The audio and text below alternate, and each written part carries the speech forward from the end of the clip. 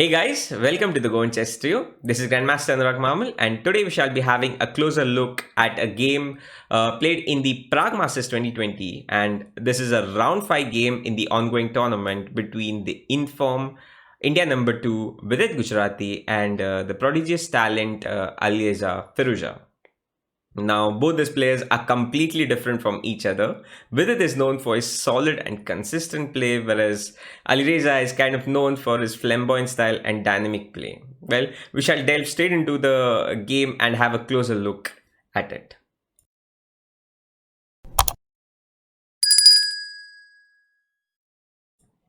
Vidit opened with d4, d5, knight f3, knight f6, c4, c6 entering the Slav. Now Vidit is known to be a Catalan expert, but we shall see something different here.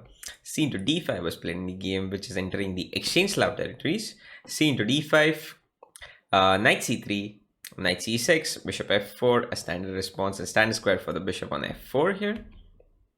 A6. Now A6, the point is that somewhere immediately or later knight b5 and knight c7 could be an idea for white. So A6 is a prophylactic response against this altogether. Rook c1, bishop f5, e3, e6, and Vidit continued with bishop e2. Before this, let's look at something simple like bishop d3. Now bishop d3, bishop d3, queen d3, bishop d6. This leads to a fairly equal game. After bishop d6, queen d6, the position is symmetrical and there is not much in the game here for either side.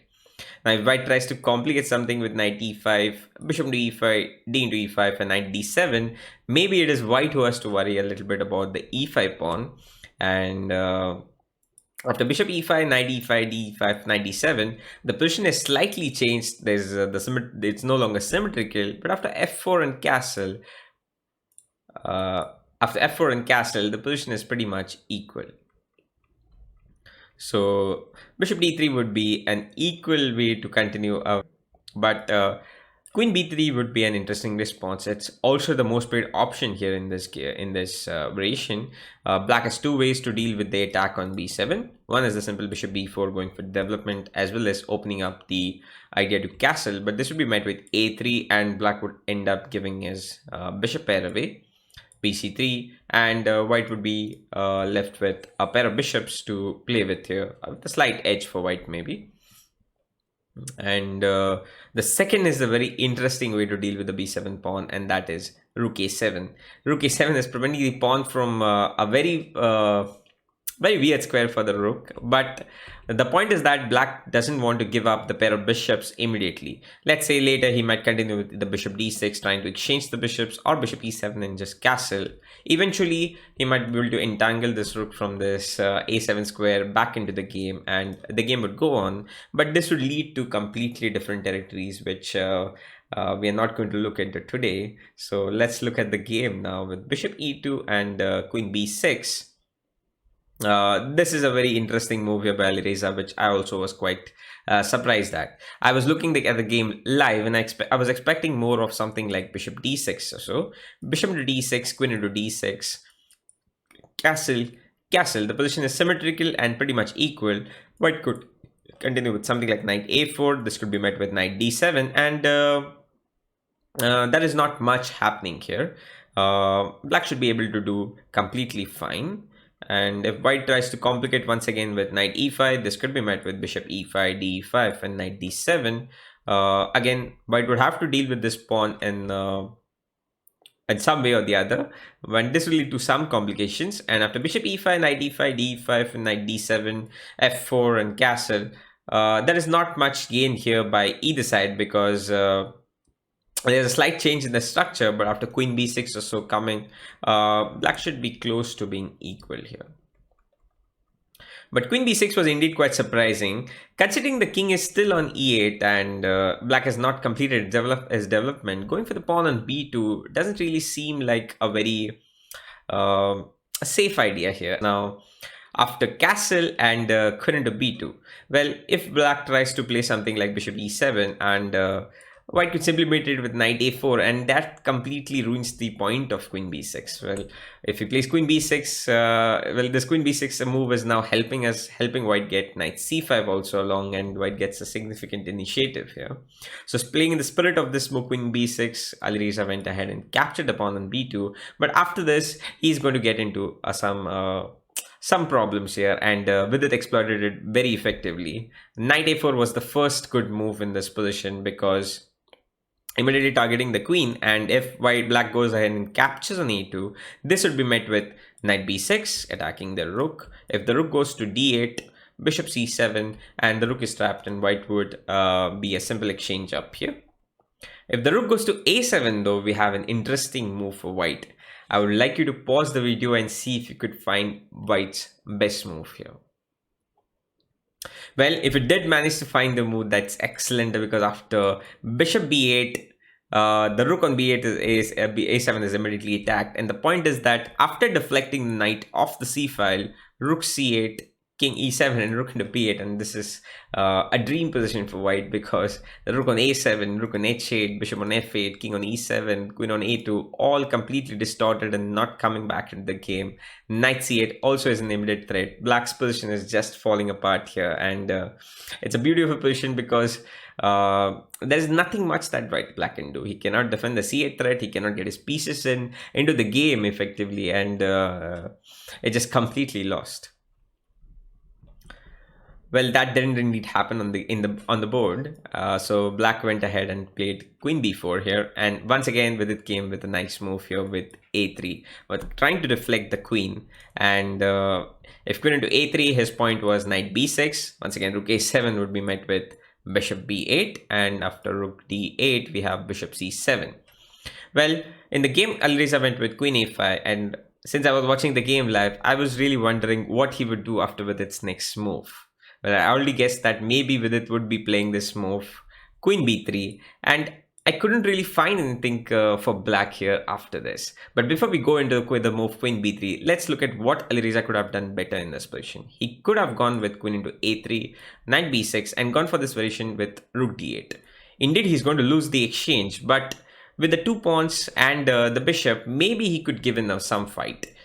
Bishop d6, bishop to d8, knight d8, trying to castle next, and maybe there would be a game to play on here. Definitely a player of Vidit's caliber would have probably converted this position, but it would at least lead to a much longer battle than what happened over the board, because after queen a5 and queen b3, black's position is just falling apart. There is no good way to defend the b7 pawn here at all. Like, if you castle here, knight b6 finishes the game, because there is no square for the king, and if you win the queen, this game is over. Well, there could be other ways also here to win the game, so if you do find something even stronger, you can definitely mention it in the comment section below. This is a very interesting position with a lot of ideas for white, so that wouldn't be good. And if rook a7, well, rook into c6, b into c6, and queen b8 would simply pick up the a7 rook, and that would pretty much finish things up. So Alireza went ahead and played b5 here, and after rook into c6, queen into a4, and once again Vidit, showing his form and precise play, went ahead with queen c3. Well, queen into a4, b into a4, followed by rook c1, with some ideas of rook c8, and the a6 pawn being weak should also be good enough for white to win. But Vidit is definitely interested in playing the most precise moves and finishing the game much faster, because he definitely wants to prepare for the upcoming game. And after queen c3, there is no good way for black to actually deal with this rook c8 idea. If black goes ahead and captures on a3, rook c8 would simply lose the rook on h8. And after bishop e7, rook c8, rook into c8, queen into c8, bishop d8, and bishop c7 should probably pick up the piece. But if white wants to get even more creative, bishop d6 is even stronger here, because this prevents the king from escaping. He cannot castle anymore. Queen c6 also is a strong threat, so if black goes ahead and plays b4 to stop it, White can just completely ignore it and go with knight e5. This even strengthens the bind, and none of black's pieces are coming back into the game. Maybe if white played into b4, he would try queen d7 and try to untangle himself, but knight e5 also stops that altogether. B into a3, and knight c6 should finish things up, and the bishop on d8 cannot be protected, so that should be over. But surprisingly, since black has nothing much to do, even a simple move like rook a1 is quite interesting here. a2 and rook into a2, and this is the beauty of the position, because the king on e8 is the main problem here. Queen into a2 would be simply met with queen c6, knight d7, followed by queen d7, and this would be a picturesque mate here with king on e8, which would have been the nice thing to get on the board for any chess player. But that didn't happen, and Alireza came up with a desperate attempt with e5 here, supporting the c8 square with his bishop. But the problem here is that he has ended up giving the extra pawn that he went through so much trouble to capture on b2 with the king on e8. So white has pretty much won the pawn back, and now the position also is falling apart for black. The immediate threat for white is rook into f6. So if black plays bishop e7 trying to go for castling, rook into f6 would finish things up here. Queen c6 check, king e7, and after queen c7, there would be probably a mate soon to follow on f7. So Alireza went with b4, going for some counterplay ideas, but this shouldn't be enough. After a b4, and Alireza once again going for something like knight e4, trying to complicate things here. But if black went ahead with bb4, once again white has a very strong response here, which I would like you to pause the video and see if you could find. Well, the move was definitely rook a1 here, and as a pretty strong move, because after bishop c3 and rook into a4, the bishop on c3 is actually having problems getting back, because it's not having that way out anymore. It could very well be trapped in somewhere here along the squares. Somewhere it could be trapped here by these rooks, but also the a6 pawn is falling apart, and white will also be a pawn up after rook into a6. So this position is just lost for black. Well, Alireza went with knight e4, and indeed he's trying his best, going for complications. That's the right approach when you're in a minus situation, or there is not much on the board. You should try to complicate things up, but it's definitely not enough, and definitely not against a player like Vidit, because after queen a1, he just simply tries to simplify, exchange the queens, and enter a simple endgame, which would be very easy and easy for him to win without any complications. Sometimes even simple chess would be enough to win this game, because Vidit realizes that after queen takes a1 and rook takes a1, he's as it is winning the pawn on a6, and that should be good enough for him to win, because he already has the extra pawn here.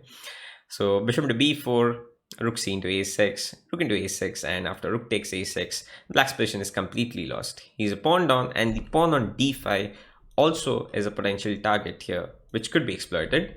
Black just castled, white went with knight c6. Now Alireza went with rook c8 here, because if he tries to move the bishop, knight e7, and white will simply pick up the bishop on f5. And after rook c8, Vidit plays g4, and that sums things up for us, because the bishop on f5 as well as the bishop on b4 is under attack, and white will win one piece or the other. He doesn't enter the unnecessary complications which come after knight b4, rook c1, bishop f1, knight d2, although this would still be winning for us after rook a8, bishop f5, bishop c8, and something like g4, followed by rook f1, king g2. Black can only defend the c8 bishop with rook c1, and this would be met with e4 or so, and the game should be winning. But with it, then we enter these unnecessary complications by just finishing things up straight away with g4 and a simple double attack after knight c3 and bishop f1, retaining double attack, and Alireza had enough and resigned. After having a closer look, it's safe to assume that this wasn't really the best of games for Alireza in the recent past. Considering that we had analyzed a beautiful game of him in the previous round, this wasn't really the kind of game we were looking forward to him with Vidit, and it was a shame, but I'm sure that he will entertain us with more of his dynamic play and interesting battles in the near future, and also maybe in the ongoing tournament. I hope Vidit does continue with his stellar performance thus far. and stay on his way up. Maybe give us some more interesting games to have a look at.